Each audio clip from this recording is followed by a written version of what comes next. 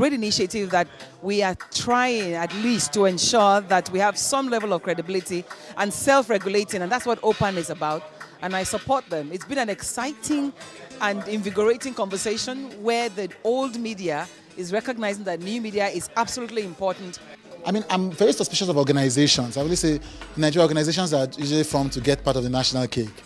But this is an important one because it takes something that's amorphous, which is online is such an uncontrollable space, and gives it some kind of definition so that it's easy for you to interact with it. Hello everybody, today we have the pleasure of sitting down with Mr. Austin Ogana. He is the president of the Online Publishers Association of Nigeria, and this is all in light with the OPAN New Media Conference that's taking place. Austin, such a pleasure to sit down with you. Thank you, Bimbai. Well, how are you? I'm very well, thank you. Honored to have a little bit of your time today. But let's get a little bit of background information on you. I understand you're also the publisher of The Will, that's as well as being the president of the OPAN organization. So tell us about some of your work you've done on digital platforms.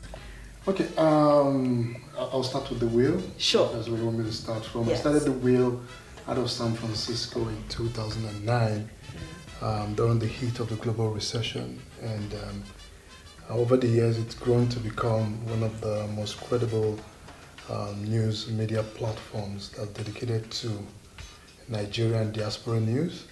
OPAN was founded about 2011, if I'm not mistaken. Were you part of the founders? No, I wasn't. Okay. I wasn't part of the founders, but I was part of the idea. Okay. Yeah, I muted the idea, and the other guys that were on the internet news business as well said they already had the idea and had gone ahead to register the organization. So I said, okay, let's all work together. Combine forces. Let's combine forces. That's and right. I became president of OPAN in September. Okay. And I'm trying to drive my own vision for the association. If you don't mind me interrupting you, take us back to when OPAN was started. What was the mission behind it? What was the purpose behind creating this body? Okay, the purpose behind creating OPAN at that time was to have a kind of union that would help standardize content, help us self-regulate ourselves, make sure that we are truly imbibing the tenets of journalism, fairness, accuracy, and balance. And it was really ripe for us at that time to say we will not destroy our credibility. That was how OPAN actually came about, to keep the standards. Credibility, of course, is an outcome of media work. So the process of that outcome itself, it's integrity. So how to promote integrity and how to promote credibility in our media, these are urgent things that need to be done. And it's very important that you say that, because a lot of the players that we have in the online publication platform at the moment are people who may not have formal media experience in traditional media. So I guess this would take us to the new media, the annual new media conference that you'll be hosting. How do these ideas merge, and what are you hoping to achieve by creating or by running this year's edition of the New Media Conference? You see, I always say that the new media is the future of the fourth estate. And if you're someone that has followed the evolution of the media from radio to television, that just started from the print. Newspapers. From newspapers. Telegraphs. Yeah, it actually started from newsletters, Yes. sheets. Yes. It graduated to newspapers, magazines, you had the radios and the television, and now you have the internet, something that's new.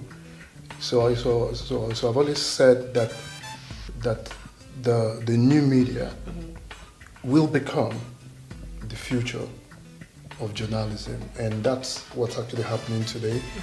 So the idea of the conference really is to emphasize the importance of the new media, and as well as trying to drive that message to everyone on that platform that there's a need to protect that institution. If you are currently into this market, you cannot ignore social media. People are afraid of the democratization or the liberalization or the flattening, if you like, because it's a paradigm shift. People are losing power. Once people cannot play God anymore, then they're afraid. I feel like the number one thing that needs to be taken is to ensure that people are telling the truth when they are reporting the news. I feel like it's really important to engage and to do fact checking and to make sure that we're going that extra mile to discover what actually is important, to be that proper voice through a platform of online media. Because if we allow the chaos that we have today continue, it will destroy the credibility of what we're doing. Anybody can publish, even if you're a 10-year-old, but what you publish is what's key. I understand that. I love that we're using words like, credibility. We're talking about taking responsibility, and especially because we're living in this, if I may call it, fake news era. This is the trend. True. What is it that OPAN will do beyond the new media conference that will ensure that ignorance isn't used as an excuse for people who abuse online publishing platforms?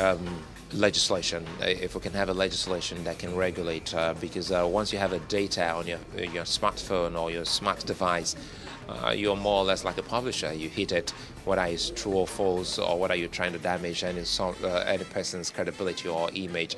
No one cares. If OPAN can make efforts to compile an inventory of all existing media houses and find ways to ensure that every member subscribes to certain principles of practice and behavior in practice, I think it will go a long way in shoring up the credibility of social media, because the most important ingredient of any news is credibility and trust. So once that is in doubt in any form, then there's no journalism. It may not totally eradicate the incursion of the evil that we're getting to see in the practice, but definitely it will reduce the ugly growth in the industry. It will take OPAN to determine who is credible and who is not credible. So if people take time to register online, then OPAN should have a way to sanitize their members by either whipping them into line or correcting them where they go wrong or making them apologize where they go wrong and things of that nature. Now, anybody who fails to do that, OPAN can also discredit such people to say, listen, this is wrong.